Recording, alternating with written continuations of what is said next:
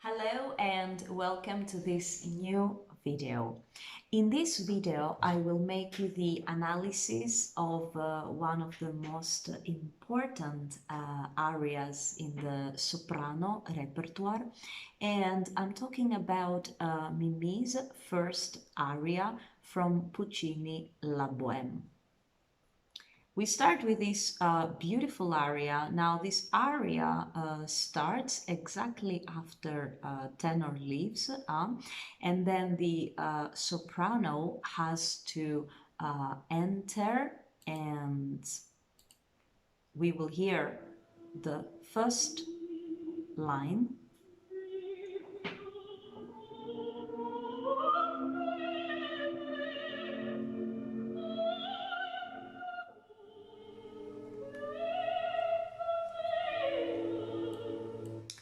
Now here there is always a difficulty, a first difficulty for the singer, because the orchestra gives you the first note, pam, second, pam, and then you enter. So you have to, this C has to be sung fast and not heavier. It has to be sung light, because E as a vowel has from his nature to be a light vowel.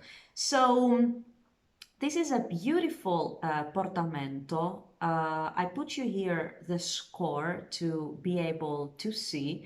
So mi chiamano Mimì, ma il mio nome è Lucia. Fa, mi, and la maggiore. We have to sing this phrase legato and to keep the length. So we have to have a good breath, of course. Now the ma il mio nome, you have to try here to make the sound more round at the ma. We see now this the beauty basically of Puccini, because he writes down everything you need to know, like these portamentos. So the trick with this style of portamento is to make sure it's fully sung on the initial vowel. In the measure, take care to get spining on the first B flat with a nice A vowel. As you get to the top, you will actually be singing that E natural while still on the no of the chiamano. So it's almost like you get to the E early, and you're already sustaining that same pitch when you change to the word Mimi.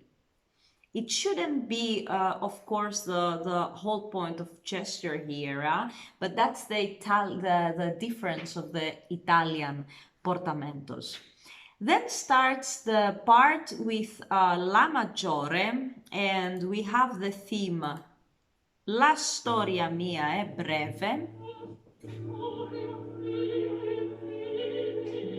Beautiful melody.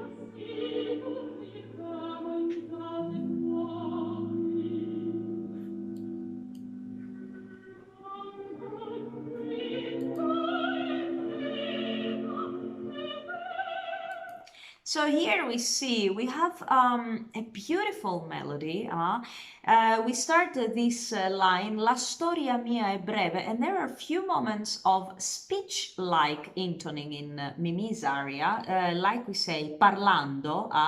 And what it means parlando for us, the singers, it means a very few appoggio, low pressure on the breath, and let's say small volume, and then continues with the same melody. Now it's about being parlando as close to recitative that Puccini really gets here. So it means that you can take the rhythm with a grain of salt. So the 8 notes shouldn't be too equal. Try speaking the text first to find the Italian pulse in it, and then you will find the important syllables. For example, storia. Storia is more important than la. Okay, so la storia. Okay, and then we continue our aria. Now it starts this part that we have to sing really legato and dolce.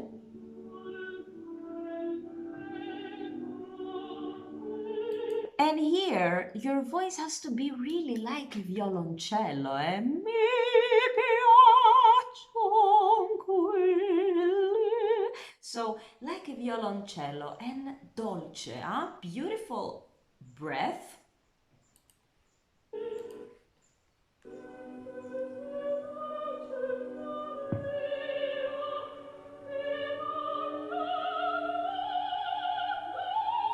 Very important part here.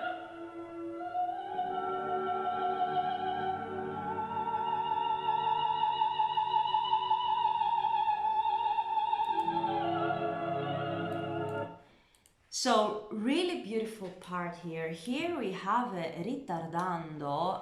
You can see on the score that I have in this video, and you can see the ritardando starts at the dia and not at the primavera.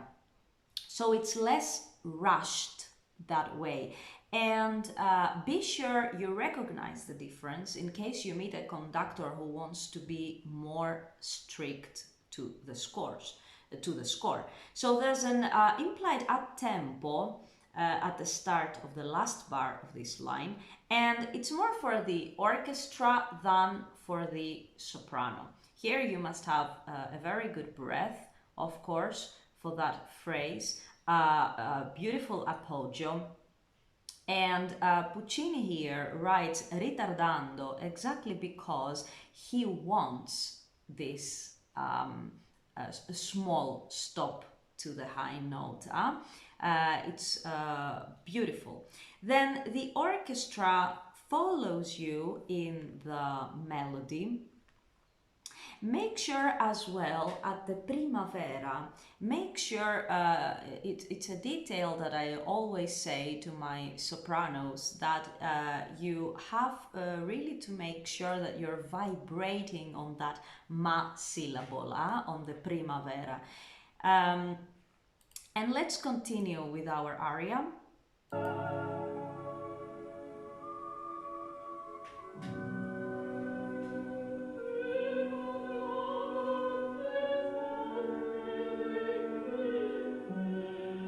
Here we go to a beautiful portamento. Portamento and corona a te re.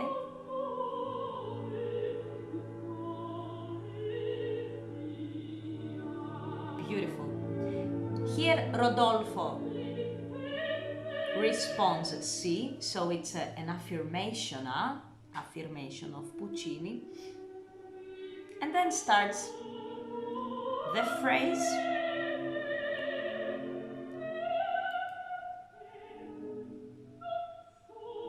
So here is a bit dry, perché non so.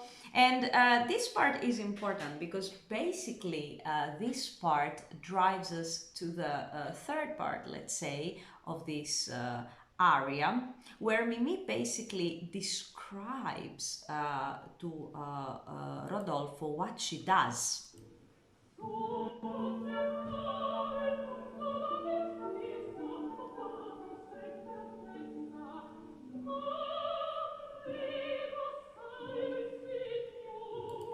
So let's see here some details. Messa, from Messa, more tempo details. So technically everything right before ma prego assai is still a tempo. So there's room for you to breathe after Messa, but maintain the feeling of continuing in time as you take the breath. The rallettando here is only poco, so it should feel like a bit of a surprise at the word ma, because Mimi here is talking herself up to Rodolfo. And we go to the magical part of this aria.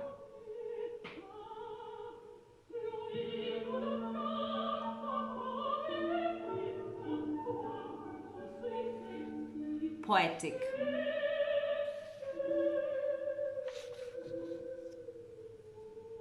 Tempissimo, rallentando, and legato here. And here starts this amazing melody. So here here is where it's the magic part of this aria. When the strings start to double the voice line, and it can be easy to want to make more sound, but avoid aiming volume here, and instead spend your energy on the amazing text. Ma quando vien lo scello gives you so many opportunities to keep on singing. There should be a pitch on every consonant, and if you're able to sing all those M's, N's, L's, your voice will be a great spot for maximum resonance. Of course, here you need an excellent vocal technique, because you need to have a very good breath, very good support to be able very good breath to be able to support this phrase.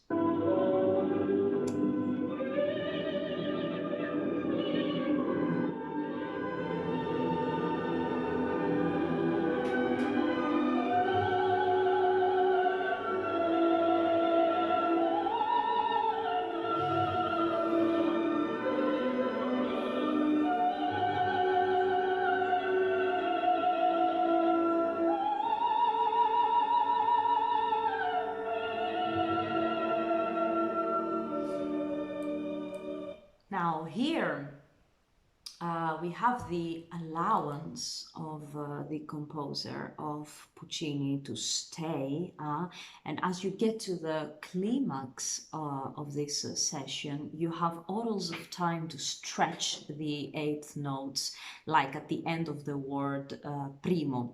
So you can imagine that there's a tenuto marking on top of them, like the accent written for the orchestra, doubling the voice. And then where it starts, it says il primo sole mio, the same idea applies here as well. So the portamento on primo should get you up to the mo a bit early, and you have time to vibrate on that C sharp, and by the time you get to E mio, you're in the middle of a rallettando, and Puccini writes an accent. So notice that there's a harp roll underneath mio, and that means that there will be even more time over that bar line for you to create a beautiful sound. So then, of course, it changes the theme. We have a Re maggiore, sun, spring, germoglia in un vaso, una rosa. It comes the spring, primavera. We listen. Beautiful.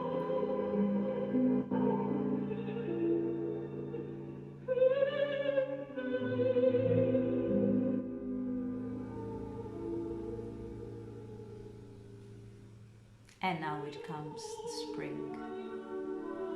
Beautiful Re maggiore.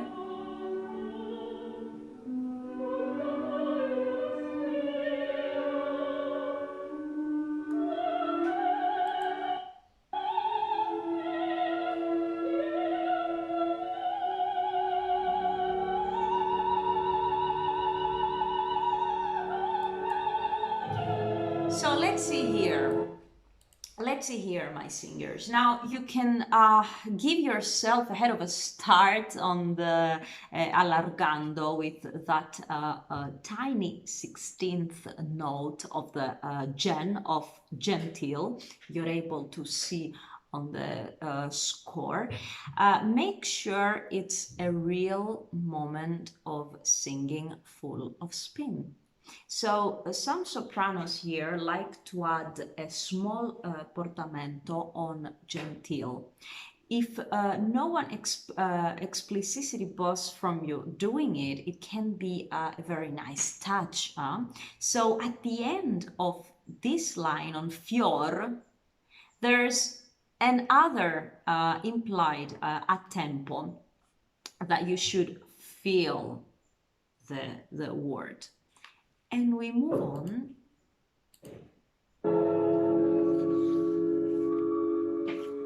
My fior.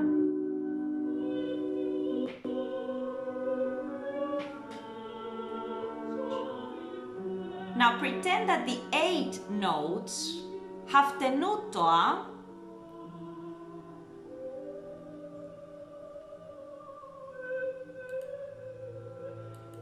So here, pretend that the 8 notes in this line have tenuto markings over them, and each of them is shared by 2 separate syllables, and you should try and find as much spaciousness as you can to sing both vowels.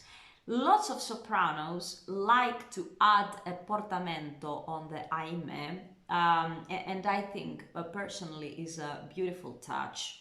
And then at the second faccio, aime, non hanno d'ore, you have tons of room for this moment on faccio, and you should really enjoy it. So be sure to leave enough air in your tongue to continue through the aime, and because Puccini is very specific about where to take the breath in this line, and there's something wonderful about this soprano who pushes the limits of her breath control in this line. We continue with the ending.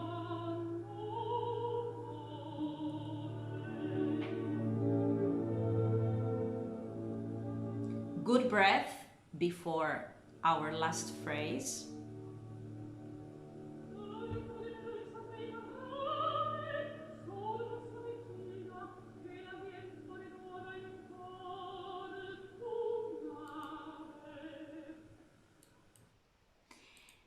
Beautiful. So this always seemed like a weird way to end this aria. And what is really important in that part is that it's a real moment of acting and not so much singing. So here you have to find the ease and flow in the Italian. And it's another, like the other parlando moments of this aria. So don't get too hung up on the rhythmic specifics, because here in the end of narrare is written in longer values than the rest of the phrase. So similarly, the little dotted rhythm at the end of importunare is a natural limitation of how the word is spoken. So while there's no pulse per se, Puccini did take the time to really notate subtle changes in rhythmic value. That was the analysis of this beautiful and one of the most important arias for sopranos. I will see you again in the next video with a different aria.